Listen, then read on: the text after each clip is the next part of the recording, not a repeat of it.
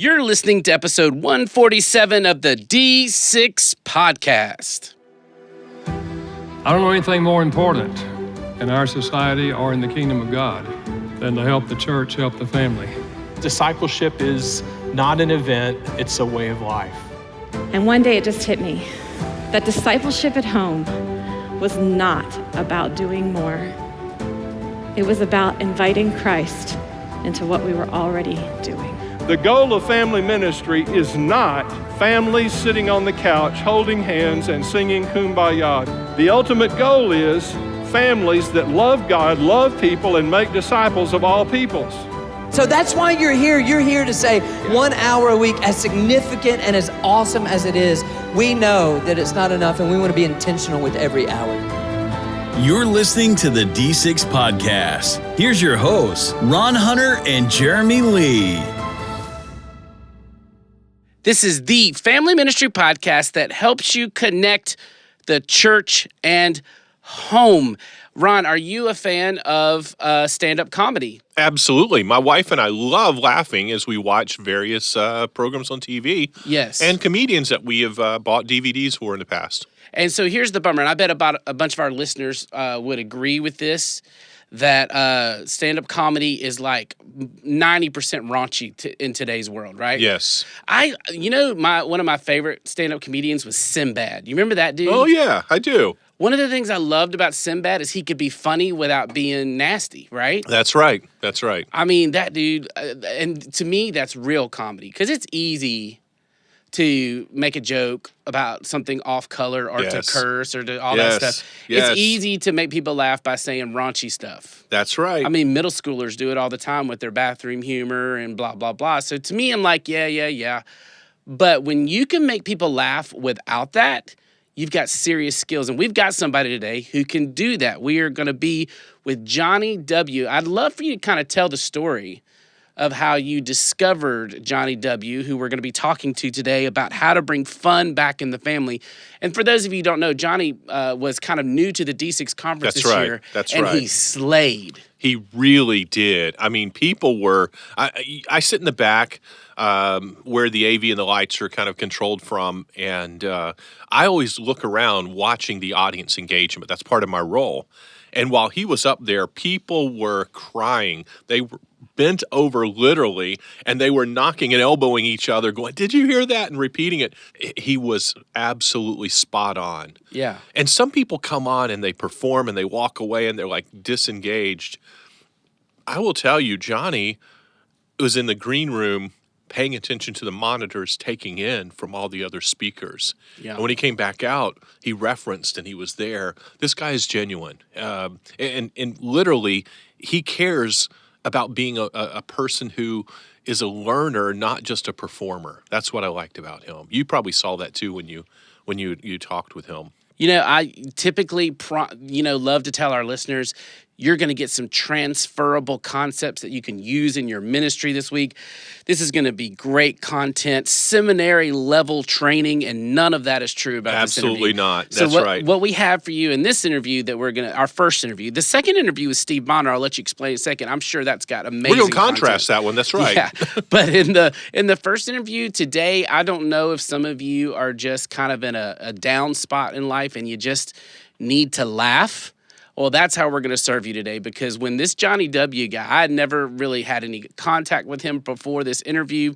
He sits down and just immediately starts hazing me, and it's really hilarious. Yes. Super funny. It was one of my favorite interviews. Just a good time to laugh. So get ready to laugh and then get ready to learn. Tell us more about Steve Bonner, our second interview today. Yeah, absolutely. Steve Bonner, he is the chair of the Bible department at David Lipscomb University. He sounds smart. Well, he is. And not only that, his background, he loves working with young people, and he has a heart, and he's been doing a research study that's ongoing through grants. And I would love to see what this is looking like 10 years from now, but he's already has significant findings over how do we help students, teenagers, develop a little stronger moral reasoning. How do they think? How do they arrive at their conclusions?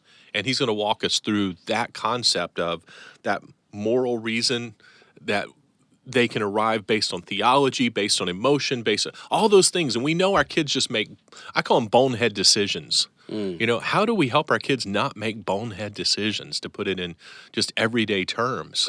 But he's doing it from a deeper level of research, and he's doing comparisons, one group against another, and they can test out youth groups as they take them through this training and help them develop their rationale, their cognitive reasoning. And he's going to go a little deeper with some of this, but I think if we understand what goes into helping them, that our churches can be more intentional, so that when they reach those times where they're making decisions, every parent would say, I know my kids are going to make horrible decisions. I don't want them to be life-changing horrible decisions. And that's the key. So you mentioned earlier it's going to be quite a contrast today, and that's true. We've got two sides of the spectrum. Yes, we do. We've got Jonnie W. and like super smart Steve Bonner. No offense, Johnny. It's not that you're not smart. You're just funny. So today we're going to laugh and learn. And laughing and learning are two of my favorite things. I'm going to push back, Jeremy. Somebody challenged me on this a while back. I don't remember if it was 4 or 5 years ago, but they said comedians are super, super intelligent. They just don't appear that way on stage. There you go, Johnny. And I started thinking through that. And for people to get down their rhythm, their content, they really are. And they've memorized everything. I think they're hiding it well. That's all I'm going to say. Let's move on from that one. There you go, Johnny. From the lips of Ron Hunter, you are smart. You just don't appear that way. That's right. You're hiding it well. So go ahead and email him and share your thoughts on that observation. Hey, before we jump into this amazing content today, you have kind of an amazing offer for. Here's my thing. When I was a minister, I loved to buy books by the box, and I know as a publisher, you love people like me. I love you guys. But here's the thing: when you have foundational books that kind of help, because we talk about always sharing the vision, and if you're a family ministry, if that's the core of who you are as a ministry, a book like Church and Home that's been out for 5 years and has been just one of the foundational books for you guys. That's right. That's one of the books you always want to be handing out, and you guys are making it available for people to buy by the box. Well, it is because when we think of Tim Kimmel, we think of grace-based parenting. And what he did was he brought that grace-based approach to how do we connect the grace that we preach in church to the grace we should be offering in the home, and what does family ministry look like in that context to bridge the two divides. And he does it brilliantly. And we wanted to just bring back this topic. You know how there are some that just continue to really challenge ministry leaders and families alike. So we have a special, buy 5, get 5. And that's if you're listening real time, that is for the month of February. And so, if you're listening to this podcast 3 years from now, don't try to call up. That's right. And That's get the right. deal. But yeah, that is for the month of February. And if you buy 5, you get 5. I think that's pretty incredible. I wanted to just make sure you guys knew about that. Now, sit back, relax, get ready to enjoy and laugh a little bit. I promise you, you're going to enjoy this. After the break, we're going to be hearing from Jonnie W. The theme of the interview is how to bring fun back into your family, but really, we're just going to laugh a whole lot. See you after the break.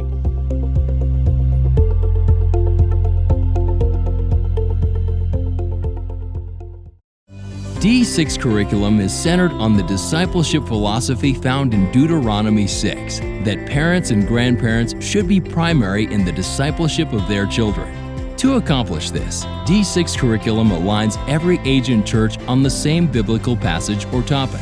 Family alignment serves as a catalyst for parents to have conversations with their children about faith in the home. D6 also provides many other tools to help parents and grandparents. Learn how D6 curriculum can empower parents in your ministry at d6family.com.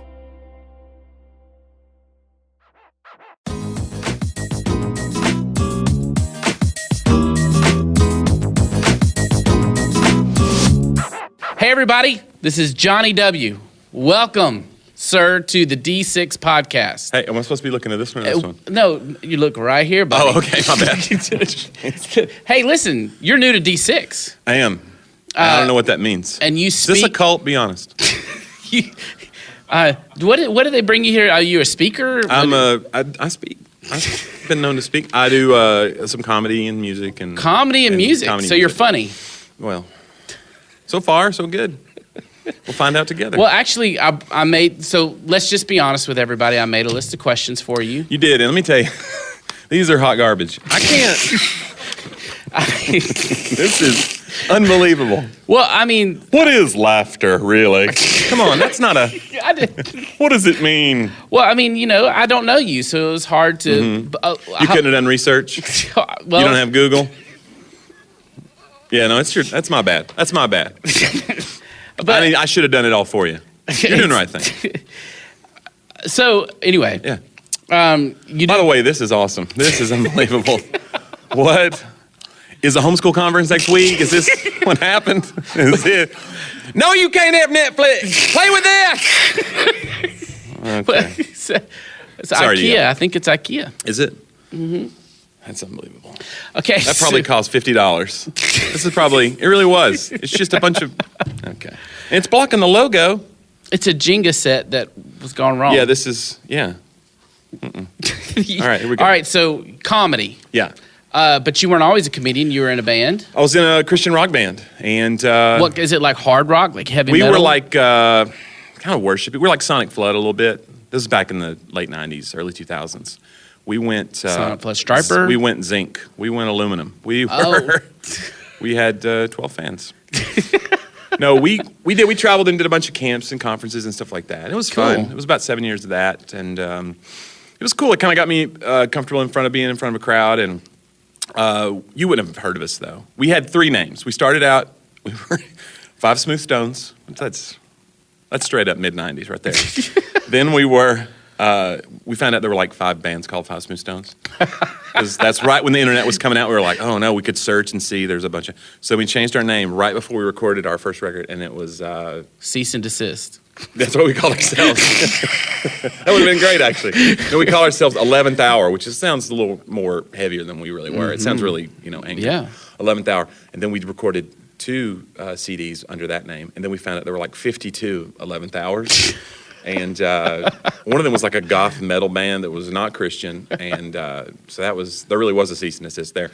So we changed our name after that. We recorded our last CD in 2003, and that was under the name Scarlet Thread. That was what we were called, Scarlet Thread. And then we found out there were 82 Scarlet Threads, and we changed our name to Amy Grant. But that was taken. It was taken too. So after your wildly successful musical career, you switched to comedy. Are you? That was condescending. Yeah. Picking it up. Thanks a lot, D6. Lifeway was not this rude. I just want to say, when I speak at Lifeway conferences, they're like, "Oh, right this way," and there's water. There's no water. This was what was on the table. I asked for water. No, there's no carbs in that. That's true. I'm off the carbs, so I'm gonna gnaw on that. It's lead paint. I won't be able to pronounce my R's anymore. Listen. No, what were you saying? I'm wildly successful musical. No, comedy. We got in. I got into comedy after I got into speaking ministry around 2007. I took a job at a church, like cleaning the church, and this is true. And that's not a joke. Why is that funny to you? Are you disrespecting people who clean churches? I'm not usually disrespectful, but there's something I feel something like about me that you're like, I could punch this guy's face.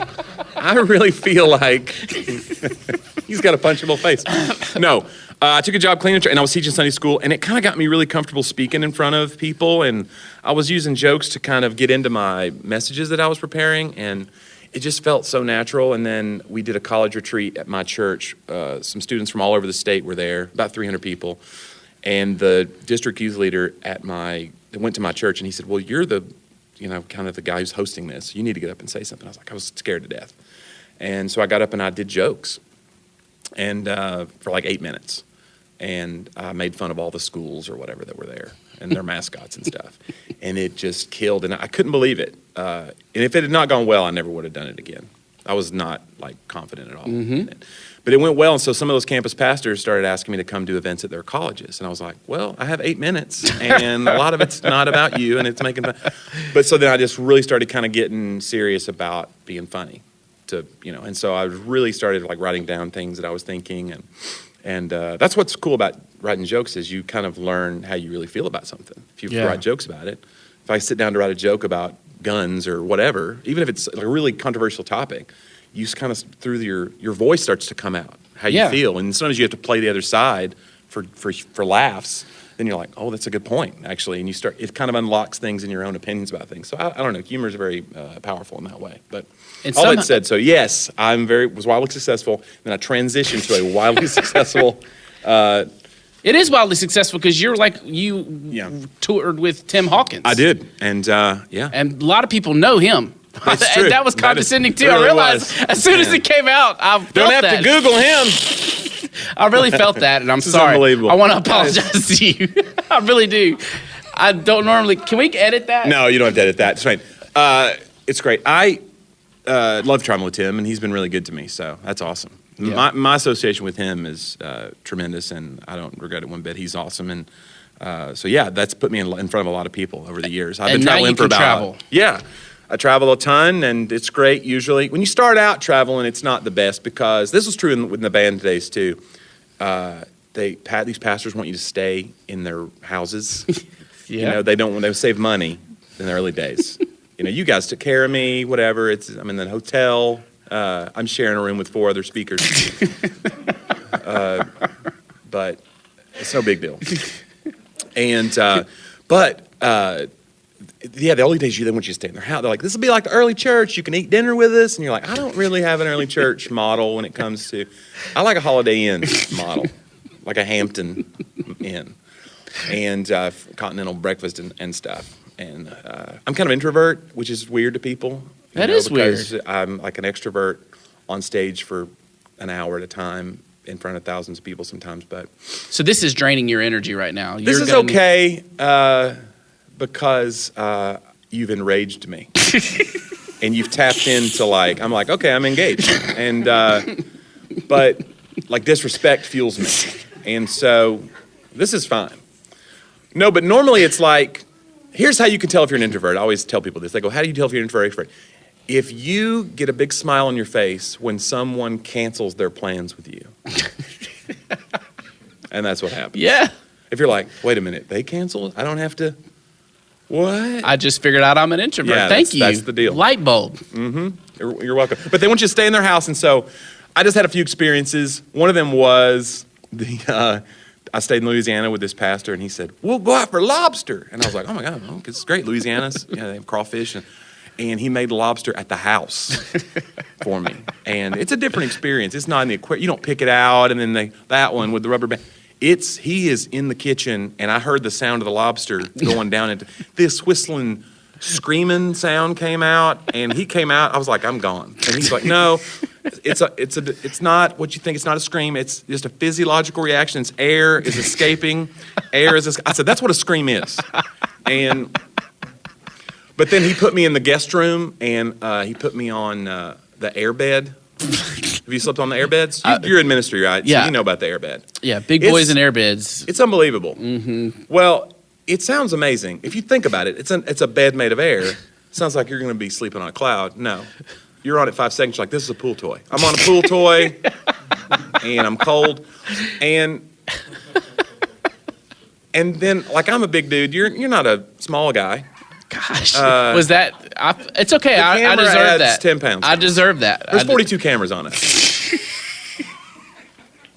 Anyway, I don't know what your experience is on the airbed, but I wake up, I'm on the ground, the bed is around me somewhere all the time.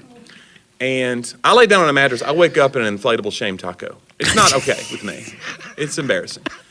But that's ministry. You do that sometimes. And sometimes people don't even research your career to know what questions to prepare. Sometimes you sleep on an airbed. This is Jesus said we would face trials and tribulations, and he was right, because I'm already annoyed. Well, what else do you talk about in your shows? Is this you're trying to set me up? I talk about everything. I talk about my family.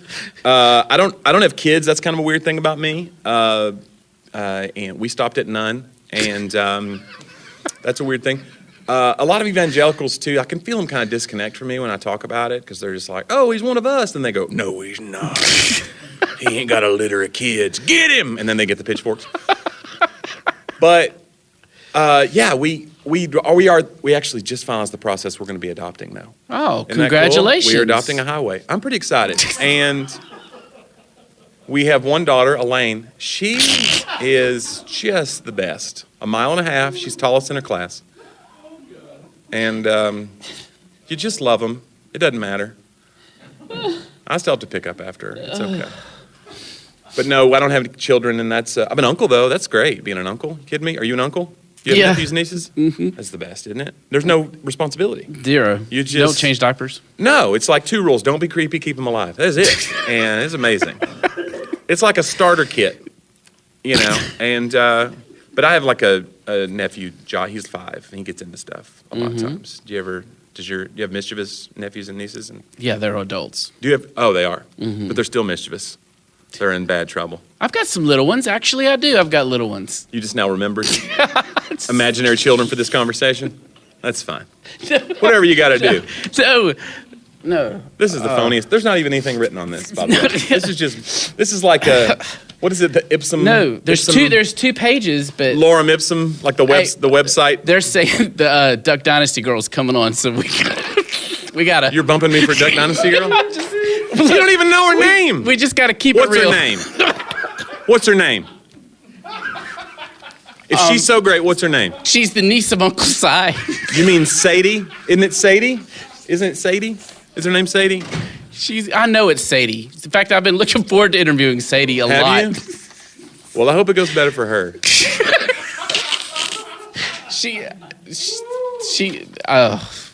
Hey, listen, if you want Jonnie W to come to your church, I'm not really sure why you would, but if you do, get the air mattress and give him a call. How can they get in touch with you? JonnieW.com. Well, what about your phone number? JONNIE 1-800. JonnieW.com, JonnieW.com, and I'd love to come, and I do church events all over the country. Love it, and so check it out. All right, see you.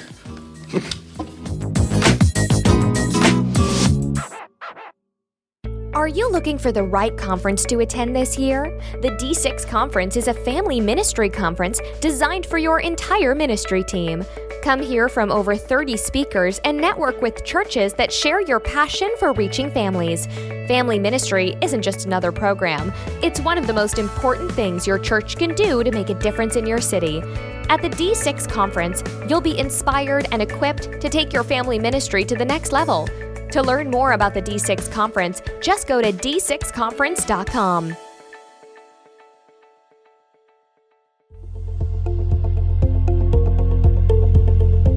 Jeremy promised we'd be laughing, and he's absolutely right. And he asked earlier, where did I find Jonnie W? And we have several friends around that point us to various people. At the D6 Conference, we've had Tim Hawkins, we've had the Skit Guys, we've had Ted Cunningham, and now Jonnie W. And we do like to mix it up, even though some have been there multiple times. And I called Ted Cunningham back, and I said, hey, Ted, I'd love for you to come. And he had a conflict with it.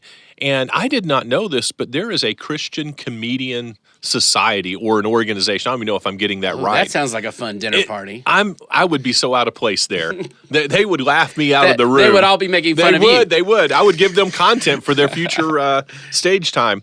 But I reached out to Jonnie W. at Ted Cunningham's recommendation, and man, I'm so glad I did. And he killed it, and I'm sure he'll get an invite again in the future at some point to come back as we've done others, because, again, you guys now understand why. Yeah, he was fun. He spent most of the time making fun of me, and I loved it. I loved every second of it. I want to spend more time with him, so please have him back. Okay. Now we're going to we said we would laugh and learn. We've done our laughing. Yep, that's right. Now it's time to do our learning. Let's listen to Steve Bonner.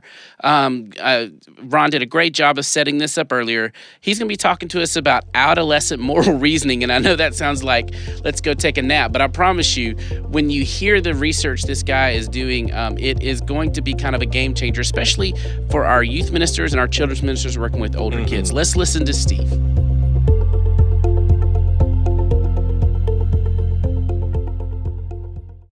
I want to welcome Steve Bonner to our our podcast, and actually we're talking to Dr. Steve Bonner, but I've asked him to kind of help dial down this high-level studies that not only he conducts, but he also leads and takes his students through. He's the chair of the Bible department at David Lipscomb or Lipscomb University, and serves as the assistant dean of the undergraduate Bible. He's the associate professor of Christian ministry. He's been married for 25 years to Amy, has 3 kids, one who's in college doing some pretty deep level studying, one who's in high school getting ready for that next step, and one who's just entered high school. And so I want to welcome you, Dr. Bonner, to the program today. Thank you, Ron. It's good to be here. Thank you. As we're talking, you and I were talking off the air that you're getting ready to present some findings at a conference this coming weekend, and I know that these findings are pretty deep. In fact, this has been part of an endowment that you've been given to discover some of these trends that have been happening, and they're. The Lilly Endowment and others have invested pretty heavily in some of these findings. And I want you to share this with our audience because there's 2 things that I want us to explore in this very brief time. Your findings have discovered a contributing factor to why our teens are launching later in life, hanging out in our parents' homes a little bit longer than anticipated and so forth. Why are they hanging around a little bit longer? Simplify it, and then let's kind of jump in from there.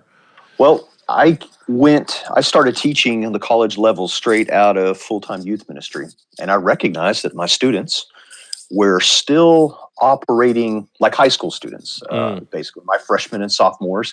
The technical term is operating in multiple selves, but I was able to pick up on that and started engaging my students and recognized that there's this kind of this assumption on the university level that we're teaching adults. And I began to realize that's not the case. We're teaching mid-adolescence. And so for a while now, I've been trying to get at why is it that mid-adolescence, as what we typically understand corresponds to high school, why is that extending? And in the whole emerging adult conversation, all that kind of plays into this to some regard. But that's the question I've been trying to answer. What's going on there? What's causing that? So when we apply this back to the local church level, it should be concerning to any student pastor listening out there that the large number of students that are being turned out are still thinking like mid-adolescents going into college, whether or not it's secular or Christian. It's affecting their reasoning. Is that correct? That's right. Yeah. So what I began to notice really quick on the college level is that their cognitive ability, my colleagues would say, students are just less mature than they used to be. And what I began to realize is they're absolutely right. We've known this for some time, but I don't think anyone's really tried to get at why that is specifically the reality. And so one of the ways of trying to get at that is to ask the question, why is their ability, their cognitive ability, why isn't it as mature as it used to be, as like previous cohorts? So what can student pastors do to develop this cognitive ability to prep so that we're turning out a higher level of students? Well, I think one of the easiest things to do is to surround students with a larger intergenerational community. And I know it's kind of a buzzword that's out there, but in the programming that I've created to get at this, we intentionally surround our cohort of high school students with intentional community that is intergenerational. I think that's key. Having that scaffolding or that support system in place is important. With that is a necessary space for deep theological conversation. I'm finding here on the collegiate level, and really for the last 10 years, but also in the program Vocati that I created, that students don't have safe spaces or brave spaces where they can ask these kinds of questions and step into them. And they're just not generally provided. There are exceptions, of course, but generally across the board, they're not provided these opportunities in an intergenerational safe community that travels with them over time. So what does a safe space intergenerationally look like in a local church? I think it's a space where the generations that kind of come together with an understanding that we all bring wisdom and experience into the conversation. The olders can learn from the youngers, and vice versa. All have something to share and offer, and perspectives to glean from each other. But what I'm finding is while we say that we believe that this needs to happen, it's just not happening. And these are the spaces that can occur in homes, occur in small groups, any number of settings, but they need to be, or they ought to be, intentionally intergenerational, with an understanding that any question goes, so to speak. We ought to be able to have spaces, and I would say brave spaces, where the deep questions that are often avoided can be bravely asked. So what do you anticipate 2 or 3 of these questions? We won't explore the answers, but what do you think are the most common questions that teens are wanting to ask in these safe spaces? Oh, definitely the LGBTQ question is at the top of the list. Questions about hell are always at the top of the list. And I'm finding too, as I step into the students' lives, they have a very low or no understanding of new heavens and new earth. Yeah. So they're very dualistic. That is, and that impacts their moral reasoning here. They've been taught or conditioned to believe that everything they do in the body is kind of here, and then at the end of life, they escape that and go off to some disembodied heavenly existence. And when you begin to help them see that they're participating in the kingdom of God now, that impacts how they reflect ethically. It impacts how they reflect theologically, how they treat the other. It has immediate kingdom impact. What about fairness, moral justice, moral? Sure. I mean, are teens grappling with everybody having their own opinions in this world and not coming down on truth with a capital T? I think so. I think their understanding of truth is variable. And I think that in part is our churches, whether they want to admit it or not, have bought into more of a cultural understanding of either whether they're sectarian or secular or both, what truth looks like and how it's individualistically embodied. I think rooting our students in a kingdom ethic that is in the here and now, kind of, Paul's already, but not yet, helps them root that reality and sees that, hey, we're all part of this, we're in this together, and that there is a truth that we can claim. So I see the advantages of surrounding students with an intergenerational community. Obviously, that just exudes Deuteronomy 6, creating a space for safe theological discussion both at home and at church. But if I'm the student pastor or I'm a set of parents in the local church, the way the churches have been operating, I think the adults might be scared to death to be faced with such questions that the teens are asking. So how do you get over that hurdle to go, hey, I want to invite you into a safe place where the kids are going to ask questions you don't want to answer? That's right. I think when I was a youth pastor and as one who's been teaching youth pastors now for some time, what I try to do is encourage a cadre of adults who are just kind of roll up their sleeves, kind of get messy kind of adults, from old grandmas down to single 20-somethings, whatever the case may be. Those who are not afraid to ask those difficult questions, and honestly, who don't have all the answers. The reality is, teens are more interested in the conversation and the journey than they are with having an immediate answer. And we want to kind of give them an answer and then move on to the next thing. So what does that look like? Let's last question here, and then we'll wrap this one up. We're sitting in this safe space. A teen asks the question about something deeper theological on any one of the topics you had earlier. Sure. A discussion begins to ensue, and it will probably sound like, well, here's my view of this, here's my view of that. At any point, do we break and go, okay, between now and the next time we're together in this safe space, here's what we're going to do and what are those action steps? Are we kind of doing some reading individually or collectively so that both the adults and the mid-adolescents are discovering the answers together and then coming back for a deeper conversation next time on the same topic? Is that how this shapes out? I think that has to be, and my own view is that ought to be rooted in Scripture. So, for example, the whole discussion of hell, depending on who you're talking to and what their context is, they can be all over the map on what that looks like. But perhaps reading a common text that's outside Scripture, but also doing a word study of the, Gehenna and Hades and Tartarus, and having an understanding of what that looked like in its historical context. I have had those very conversations in homes, in small group settings, and they've been very fruitful. And the reality, what I found is students, by and large, and a good many adults, don't have a larger concept of or a working idea of what those things mean. And just having the conversation builds relationships and accountability and opportunity for love and serving each other. You said something earlier, and I want to reiterate it to our audience. The teenagers and the millennials today are not in favor of us coming in with pat answers and already ending the discussion before it begins.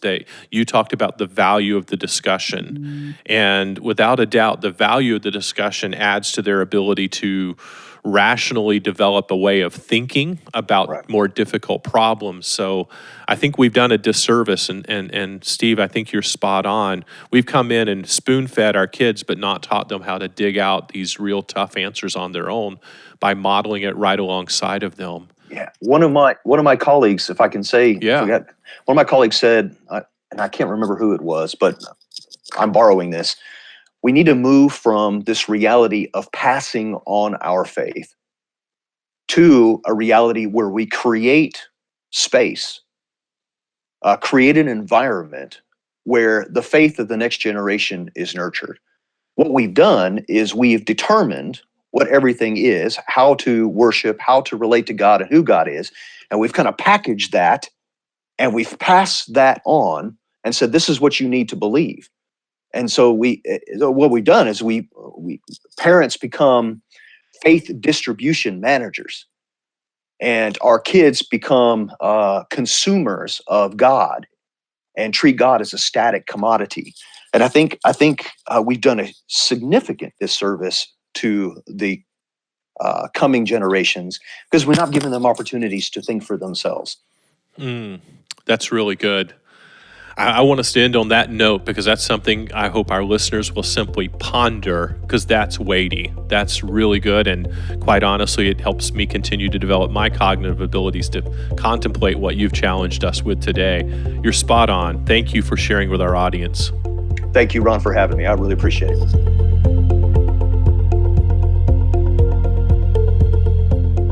Well, our thanks go to Steve Bonner. You were right. This guy is, I can't wait to see how this is going to turn out. I agree. And, parents need to just think through this, and we need to help our kids engage with studies like what he's doing in our youth programs at church and make sure that they can continue to develop those conversations that help them arrive at good conclusions. Yeah. And, as a youth minister for over 20 years, one of the things that we can do, Ron, and I know guys like you are awesome in encouraging this, is we can kind of take on the whole we're the Pied Piper, we're the fun person. And we don't really want to be seen sometimes as the academic or the boring guy. But it's this kind of research that when we take research like this, combine it with the power of Scripture, it's just so powerful. We've got to reject that idea that we aren't academics. We need to embrace that. That's right. And if we watch the decades in America of where society has gone, and then we apply our ministry philosophy, it's no wonder that we didn't stray through certain decades.